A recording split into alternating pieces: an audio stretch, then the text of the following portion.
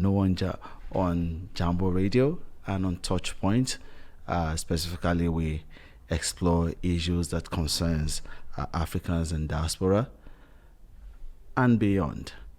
We educate minds and also talk about trendy issues, engaging Africans and African issues. And you could recap last week, we started the series Breaking Boundaries. And indeed, we are breaking boundaries with Faith Ayomide Sendik coming to give us insights into how young professionals are breaking boundaries, especially Africans are breaking boundaries in the diaspora. I mean, she being a Scott and English law degree holder and a senior account executive commercial in one of the global sports brand. I mean, if you missed that, I think you can still watch it on YouTube on Jambo radio.scotland, and also it's on Facebook. You can log on to watch it. And today on TouchPoint with Tayo, we are still breaking boundaries, and we're looking at living boundless in a world with boundaries. How do we live boundless in a world with boundaries? And I have a guest that has traveled, raised in Africa, grew up in Germany,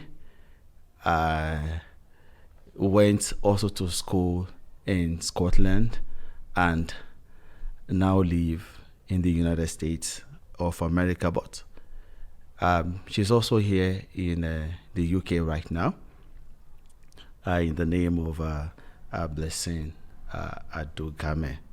And we will be exploring our views concerning breaking boundaries, how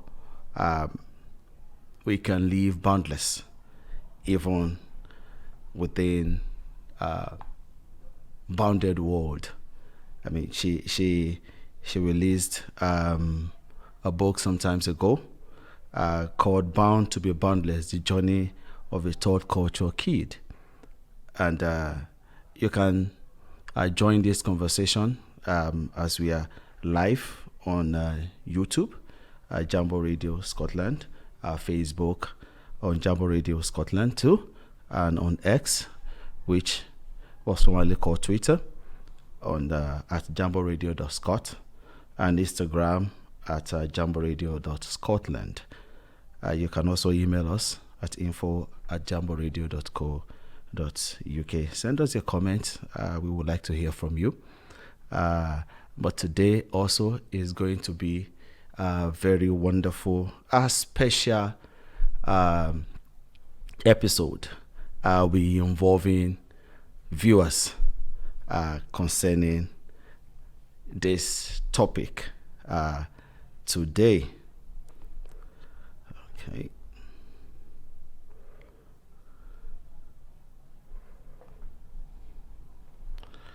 I'll be involving viewers concerning this topic today, and it's about how do you live boundless in a world that is filled with boundaries. We have our personal boundaries. We also have physical, geographical boundaries.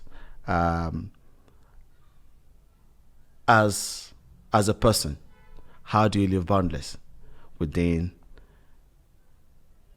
a bounded life where everyone decides to have boundaries and space in whatever and whatever wherever they are, and we all have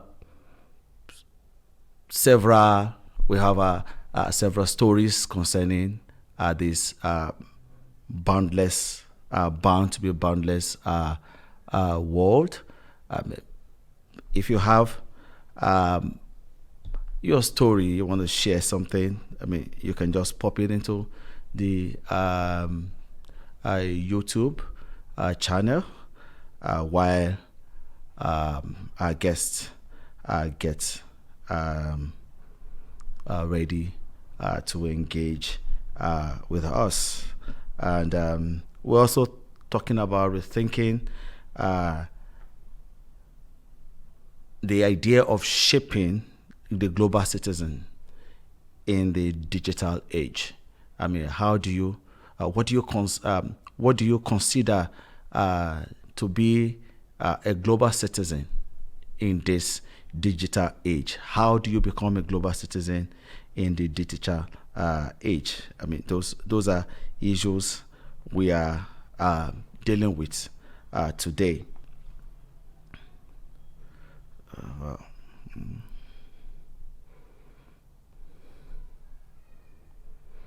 Okay.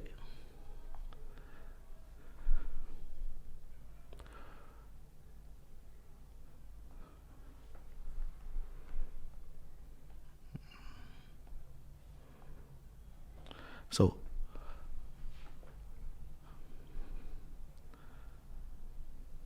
when we talk about boundaries and challenges, what do we mean by boundaries? What do we mean by challenges? What are some of the key boundaries that we have encountered in our professional and personal life? And boundaries could be something that you have actually outlined by yourself, your values. And if you look within that values, look at it across even the global space, how do you move with it that you can become a global citizen in this world that everyone's space is being protected? How do you have boundaries? How do you overcome those boundaries and challenges within your professional life and within personal life? Do you have any conflict within professional and personal life that you are actually dealing with? And so to live boundless within this world of boundaries would mean for you to be able to get some of your life also in order, your values, the value of integrity, the value of you keeping your word to be your word within the global space. There was a time that we were actually engaged in a particular discourse and looked at some cultures to see that what actually is similar in all of these cultures. And you look at every culture values honesty. A global citizen will value honesty. And so wherever you are, what are you still, are you able to keep that integrity going? And that's some of the things that we would like you to think about. How have these boundaries of yours impacted your career and your personal growth? And as you think about this, we'll go for a short break right now as you think about how boundaries had impacted your career and your personal growth. We'll be back shortly. Okay, you're welcome, viewers and listeners. And as you know, change is the only permanent thing in life. And for today, we weren't able to bring our guest. I think she had some things beyond our controls today. So just notwithstanding that, on TouchPoint with Tayo, anything can happen. We discuss everything that matters. And today is like we have one of our backroom member in the name of Iniolua here in the studio. How are you doing today? I'm good. You're good. Okay, so let's just talk concerning TouchPoint with her thus far. What have been the highlights for you in terms of I think it has been very informative and very fun and entertaining, and I really like the episodes and stuff. So we talk about different things, and they're really fun for people my age and stuff. Okay, well, so tell me which one has been more interesting to you, the one you find the most interesting? I think I like the Father's Day one. Okay, so what did you learn from it? That fathers work really hard, and it may seem to like us children that like they are being like too hard or harsh on us, but like they're trying their best for us.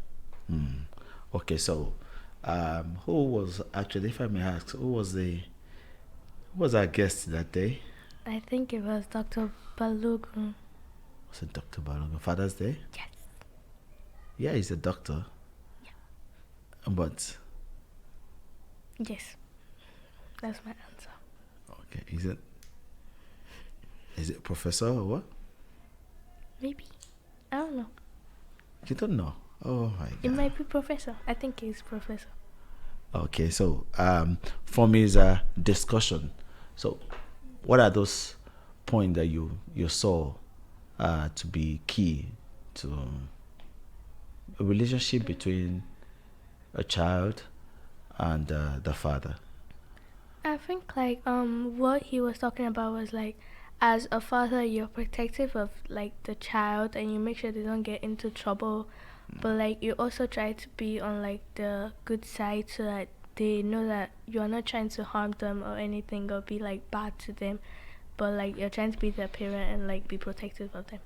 Oh, okay. So what else do you think you could pick up from what you said? Like how him and his wife were like switching like their jobs to see who could pick up the kids and stuff. So like they were being like co-parents and stuff. So like they were being very, how do you say this? What's that word? They were just like helping each other and cooperating with each other to like bring up the kids right and stuff. So like the kids don't feel like one parent's not there. So like they were helping, and then other people in the family too were helping. Okay, so in terms of fathers' relationship with their children, what would you say has been your experience? Okay, so I know you're looking at me now. Okay, so it's been good. Okay, how good? I mean, how good? Well, there are fun times and like bad times and good times. Okay, so what causes friction? When like either me and my brother do something bad, so there's tension in the air. There's tension in the air. Yeah. Okay, so if we want to leave, like we're living boundless. Now we're living without boundaries. So if one life were to be without boundaries, what do you think could happen? I think it'd just be like chaos everywhere, cause like when we have boundaries, we know that there's stuff we can do, and even if we like make mistakes and don't do those stuff, we know that we have to do them, and that there's a reason for us doing them, and that we're not just doing them for doing sake. Okay, so in terms of those boundaries, have you been able to set boundaries for yourself?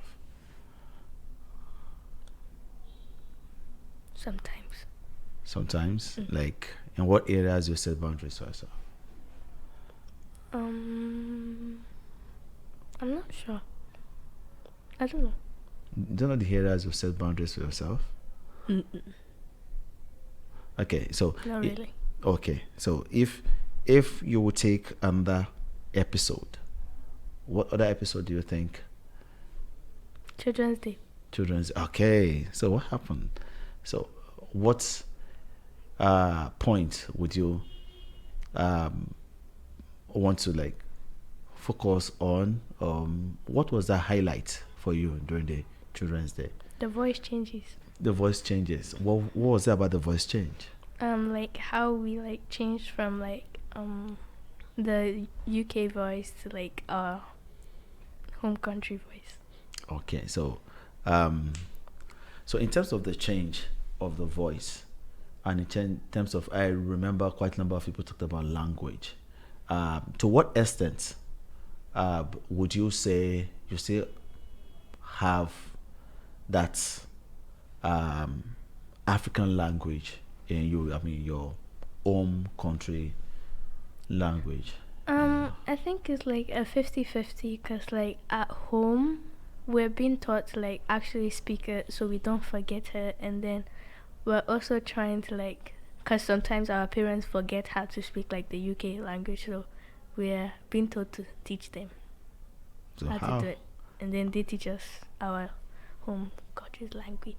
Okay, so in terms of teaching you those languages, have you had any challenge in terms of improving your language? Sometimes, yes. Sometimes, yes. Okay. Then in terms of the challenges, I mean, we talked about challenges during the Children's Day. What other challenges can you? I mean, you probably want to remind some of our your classmates. What challenges did we raise? Like adjusting to like being an immigrant in the UK from another country that you've never been to the UK before, like making friends in school, like, speaking the language, not like hearing people and having to like say like pardon me and stuff so they can repeat it. Okay. Okay. So, what other challenges do you think? I think like adjusting to like the food here and stuff. Okay. What is it about the food that? Cause like here they eat like a different types of food and like spices. They add different like measurements of food and stuff, and how they make food is different. And some of the food we've never eaten it before, so it tastes kind of It's not like it's bad, but we don't like it. Some of us are like picky eaters, so we don't like it. But like stuff that we used to, we like. But when we come here, it's really hard for us to try new stuff. Okay. You made mention about measurement of of um of food. What do you mean by measurement of food? Cause like in our home country, we eat like when our moms make food, they make like a lot just in case like people come over and they want to eat too. But like here, we only make like enough for the family, cause like we don't expect anybody except they call and stuff. But like back in our home country, someone can just come like surprise. So what do you think is as a cost that you don't see people visiting anything? Mm, Probably the cost of living and stuff. So, Is it just only the cost of living? and some people might be going to work. Okay, is there anything about the culture of um, not really going out to visit people? But I mean, you you do go out, you do visit some people. So Mm. is it a personal thing, or what will you call that? I think it's just like being in like in our home country. There are like more people that we know there.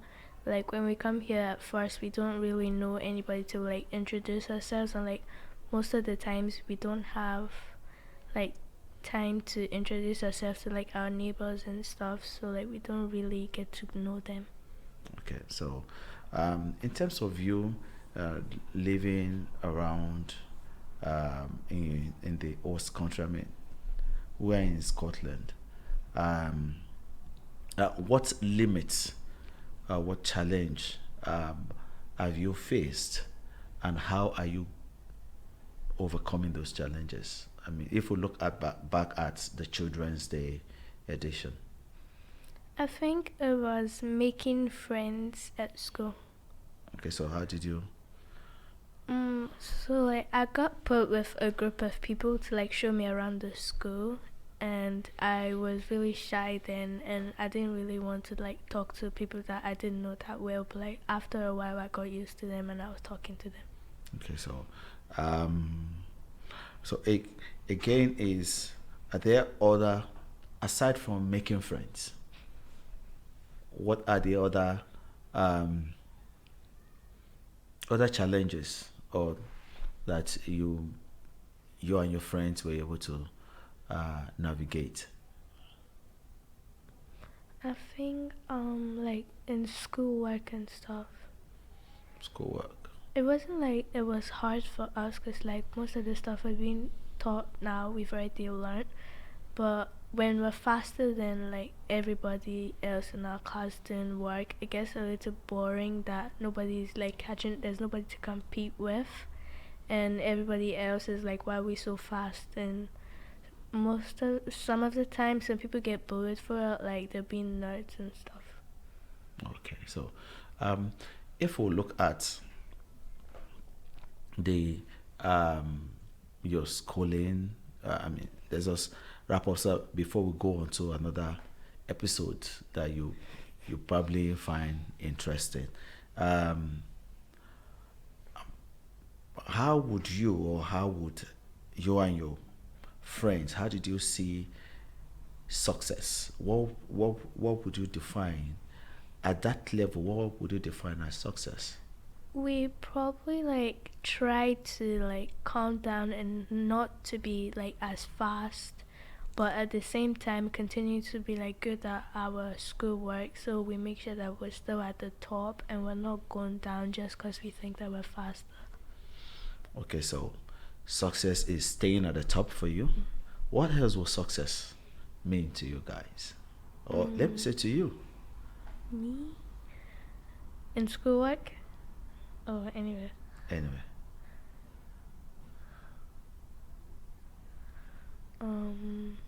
Success. I'm not sure. you're not sure what success is to you. No. Okay, so but okay, in schoolwork. In schoolwork is like we're trying our best and like we're reading and we're not just like playing because we have the opportunity to like play here and stuff. Okay, okay. So if you look at the education in your home country and here, what would you think makes you to be constantly wanting to um, do better? What was that factor that makes you stay up on your feet? In our home country, I think it's because like from a young age we were told like we should be successful, and they were teaching us stuff ahead of our age, so we can know more stuff. But here, they teach us stuff that are on our level, and like you get it when you like don't pass, you get like average on a test. They say that you can try better next time, and then they prepare you for more. So I just think like in the home country they teach you more than your thoughts, more than you're supposed to like be taught. So like it already sticks in your brain, but like here they just teach you on your level. So like you just keep stuff that on your age range and stuff. Let me ask. I mean, quite a number of you guys had the opportunity, or when you entered into school, you were far ahead back in the home country, and quite a number of you guys had to like come down to a lower level. What was that experience? I mean, some of you talked about it. So if you can pick the pick from the experiences of your friends and yours. When you were told you aren't going to that class that you were at your own country. It was pretty sad because, like, when we're told why, because of our birthdays and stuff, most of us were like, why were we born in, like, that day? Because if you're, like, a late birth, they take you back a class. If you're an early birth, they keep you in that class, or might take you down, like, just one class. So for me, I was taken back to classes because my birthday is in October. Like, one of my friends, her birthday is in June, but it's, like, late June. So she was scared in the same class as me, and she was wondering why, because, like, her birthday is in the first 6 months. So, like, she was pretty angry about that. Let me read someone's question. Ali, a very good friend of the show, says, I wonder how it was at the start. So, how was it at the start of you going to school? How strange did the school feel at the start?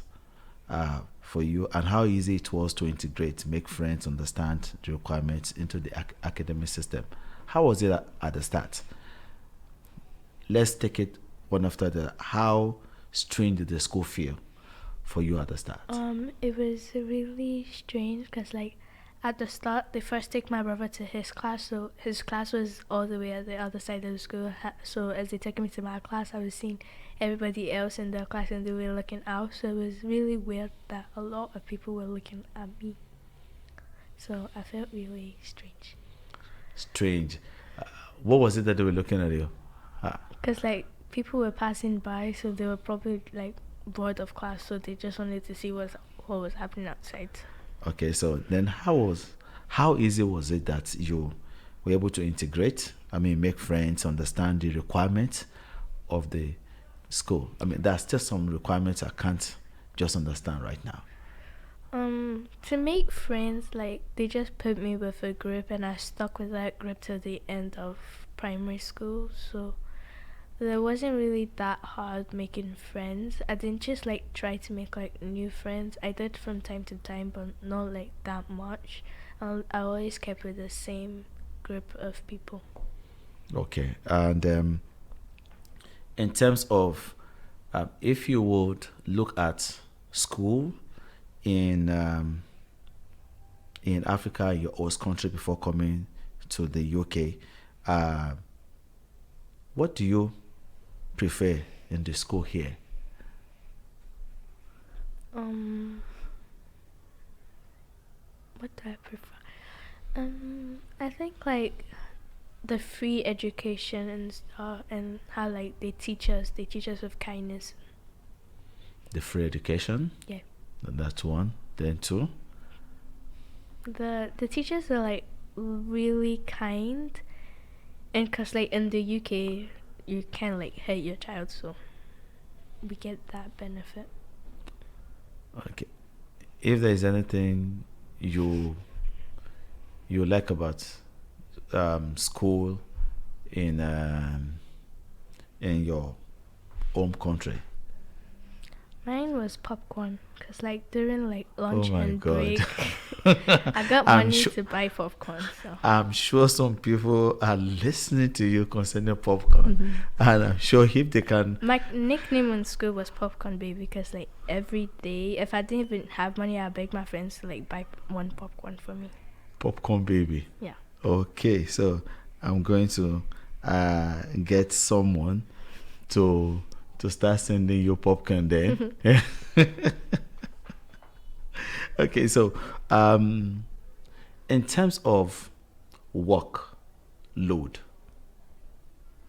between your host country and your home country, how would you compare the workload, and how would you appreciate which one do you appreciate more in terms of the workload? Host country. The host country? Yes. Why? Because, like, we get iPads for free. You get iPads and for free? all our homeworks are sent to an app. Okay, so but you do some other things on the iPad too? Yes. Like? Yeah, but they block some stuff. They block some stuff. Okay, so, and I have a question here that from Oluwadamilola Gonye. That is, how can people who are planning to, as a child, how can people who are planning to relocate to the UK prepare their children mentally for the movement? How do you think parents should prepare their children and they are moving abroad and anything?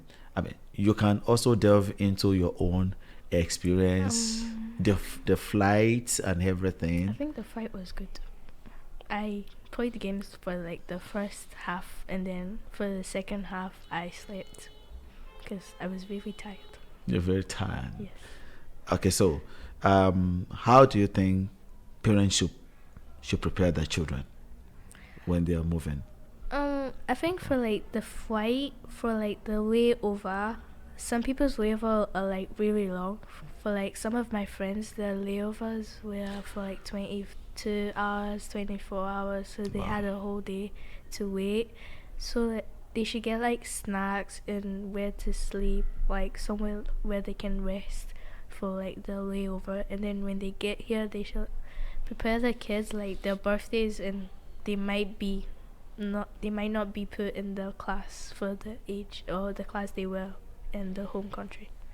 Okay. What else do you think parents should do? I mean, if you want to start the journey, I mean, you heard your parents are moving out, or your parents, okay. I mean, delve into how we moved out. So, be prepared to share a room with your sibling, probably. Prepare to share a room with your siblings. Might not, but probably. Okay, if you are preparing to leave your home country, what was your experience about? What did you do? How was the journey like? What were the preparation before? I remember that we took some trips, Yes. and even though we were doing some research, so how was the experience like? It was fun because we got to like see people that we don't usually see on like a monthly basis for like the last time, because I saw my two cousins. They're like newborns, so I saw them for like the last time. And then we had a lot of fun, like going from the house to buy stuff on the road. We slept in the car, went to the airport, waited for a while. We almost missed our flight, but we caught it. We were like the last people on to get the flight, so it was a bit scary, but we got on the flight. Then I had someone, Katrina Yutunja, they said, oh, I'll send you some popcorn. So Yes. are you happy for that? Yes, I like that. You like that? Okay, so don't worry. We'll come take the popcorn. So what else would you say concerning traveling out? If you were to ask any parent watching right now a question, I may answer some. What would be the question you want to ask? And viewers, get ready to just type in your answers too as a parent. Students. Even though they're not traveling out.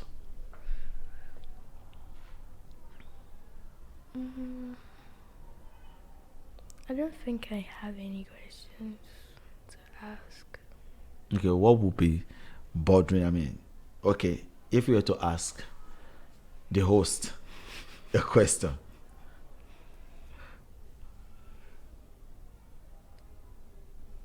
Why? I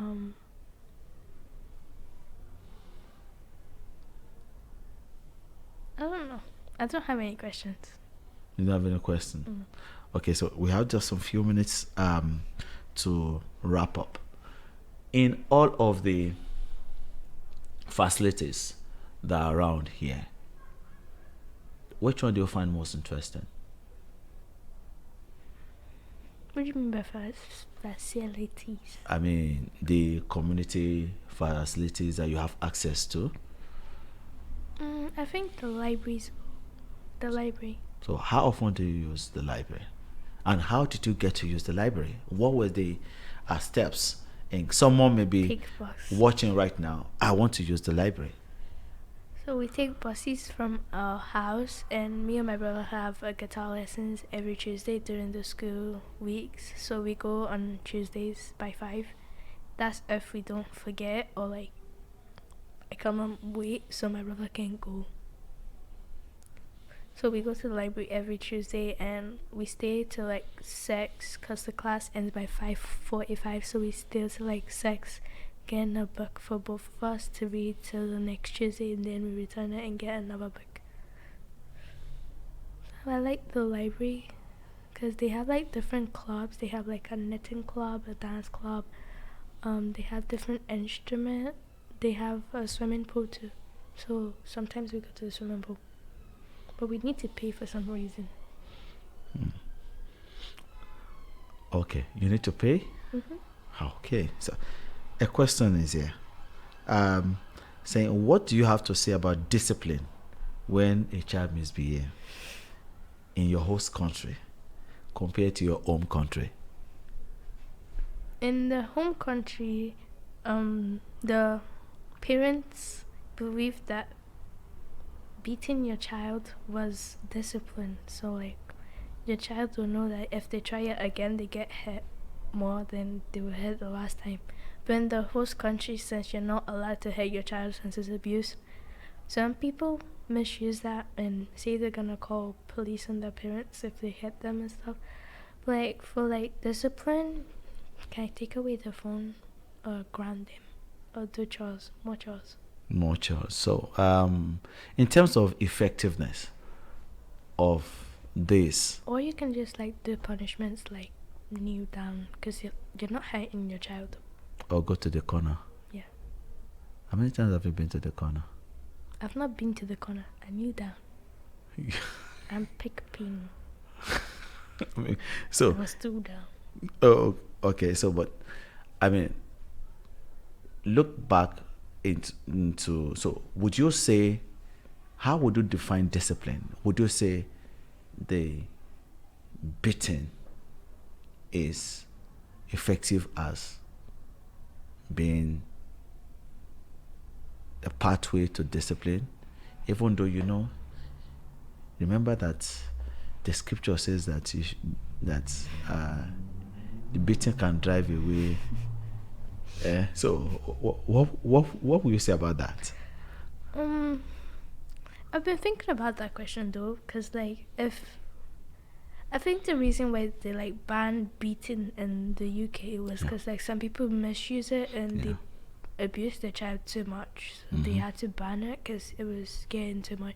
But in Nigeria, in our home country, I don't think the parents really like beat us too much. Just like for a while, and then if they get bored, they just tell us like do a punishment and something for like 30 minutes, and then we can stand up. But then we need to say thank you to them after standing up for letting us stand up. You have to say thank you. Yeah. That okay, so in terms of looking at your experience around traveling, around seeing people around, I mean, you've been to the campus, university campus around, and you've also been to the office. I mean, what would you say concerning your experience, both the campus in our host country and also at the home country?